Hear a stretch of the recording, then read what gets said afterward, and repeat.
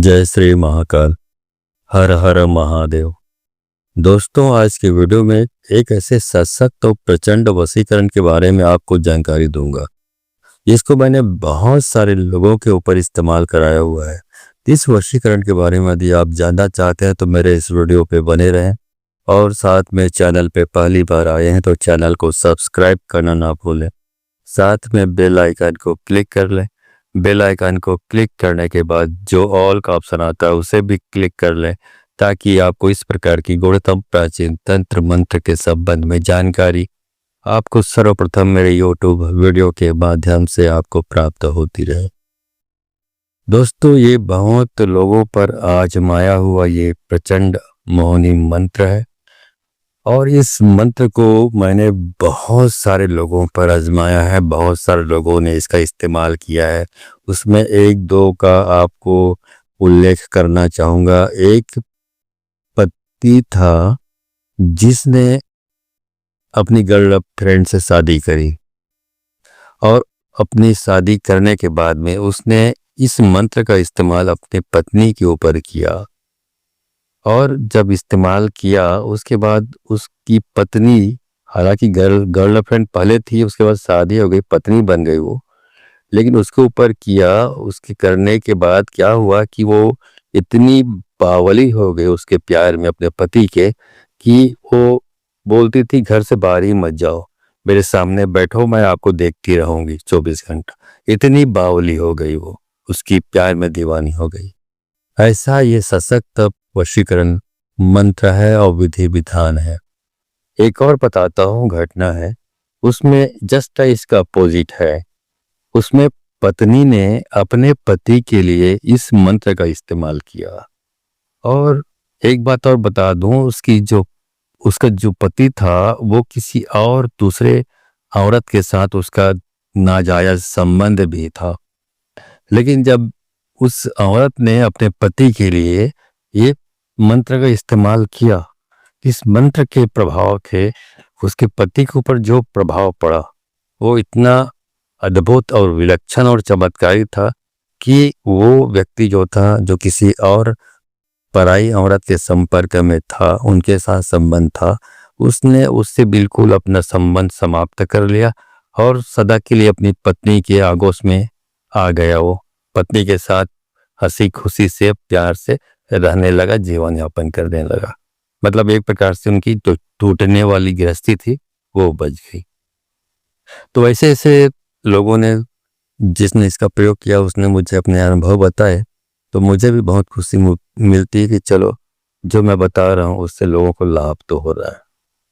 इस तरह की चीज़ों में एक बात गौर करने वाली होती है कि इस तरह की चीज़ों को कभी भी दुरुपयोग नहीं करना चाहिए, क्योंकि बहुत सारे दुष्ट प्रकृति के लोग होते हैं जो दुष्टता करने के लिए या किसी को अनिष्ट करने के लिए, किसी का नुकसान करने के लिए, किसी को परेशान करने के लिए इस तरह की चीज़ों का इस्तेमाल करते हैं।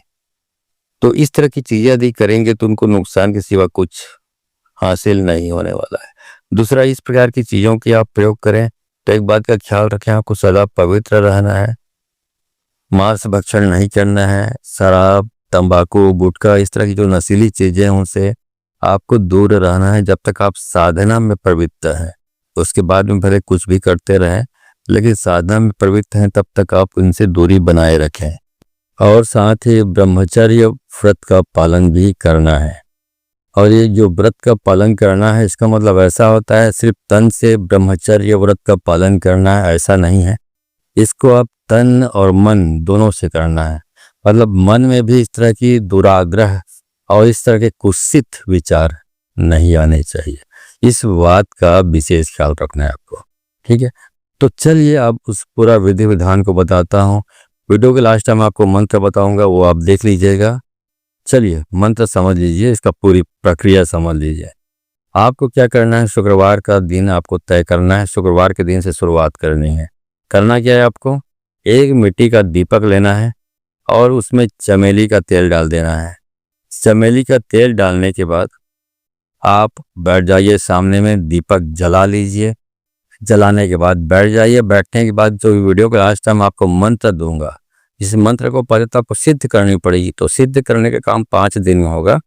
तो रोज रात्रि 10 बजे के बाद आप कभी भी इसको शुरू कर सकते हैं, जो सिद्ध करने का कार्य है। तो रोज दीपक जलाएं, दीपक में चमेली का तेल डालें, सामने बैठ जाएं। बैठने के बाद ये जो मंत्र बताऊंगा इसको 108 बार रोज जाप करेंगे, जो दीपक है उसके सामने बैठकर।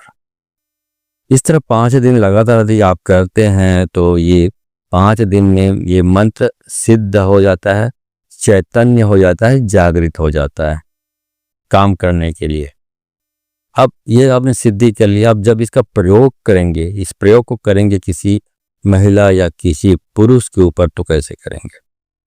उस दिन भी आपको एक दीपक लेना है, मिट्टी का दीपक लेना है, उसमें तेल डालनी है और फिर से आपको 108 बार उस मंत्र का जाप करना है।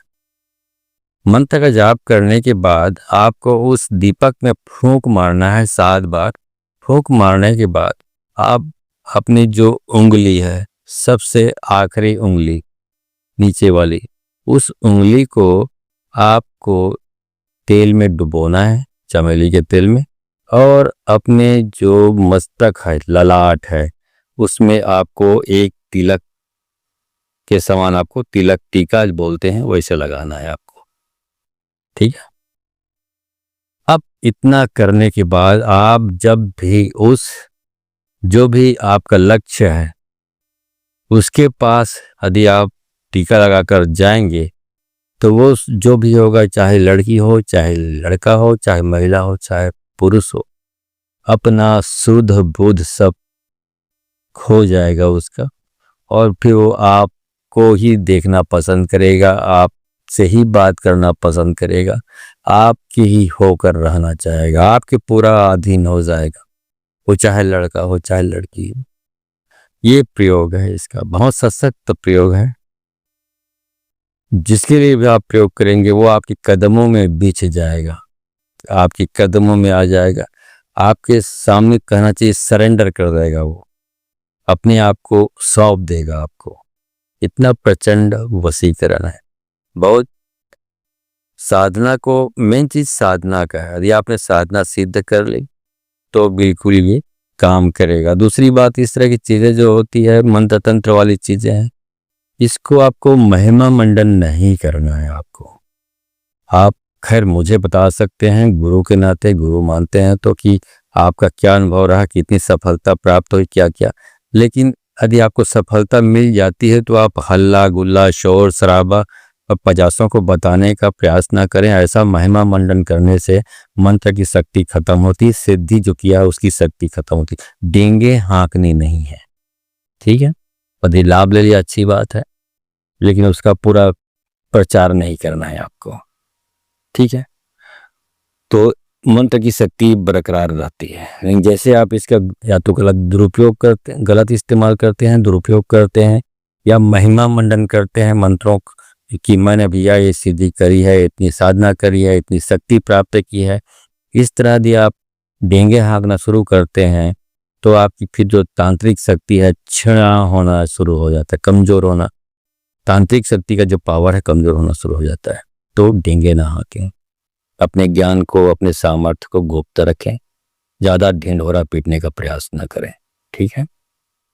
तो ये बता दिया आपको। चलो अब उस मंत्र को बताता हूं जिसको आपको 5 दिन तक 108 बार रोज पढ़ के सिद्ध करनी है। मंत्र ऐसा है, ओम नमो मनमोहनी। फिर से सुन लो, ओम नमो मनमोहनी।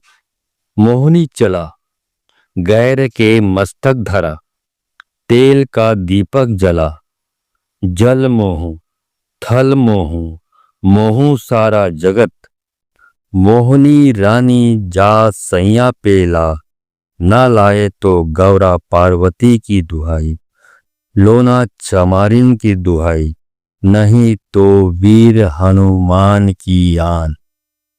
बस इसी मंत्र को आपको सिद्ध कर लेनी है। और उसके बाद आप यदि जो ये तेल है, चमेली का तेल है, उसको जब आप टीका लगा के आप निकलेंगे, सामने वाले जो भी इच्छित पुरुष या इच्छित स्त्री के सामने से गुजरेंगे तो समझ जाइए वो आपके अधीन हो जाएगा, आपके बस में हो जाएगा। ठीक है, पूरा व्याकुल हो जाएगा जिसके लिए आप कर रहे हो, आपके लिए तड़पने लगेगा या तड़पने लगेगी, आपकी प्यासी हो जाएगी, सामने वाला आपके लिए या तो प्यासा हो जाएगा। इस तरह का प्रयोग है ये। तो इसको करके आप, इस तरह की चीजें हैं जो आप अपने प्यार को हासिल कर सकते हैं। और ये ऐसा नहीं कि बस लड़की लड़का प्यार मोहब्बत यहीं तक सीमित नहीं है।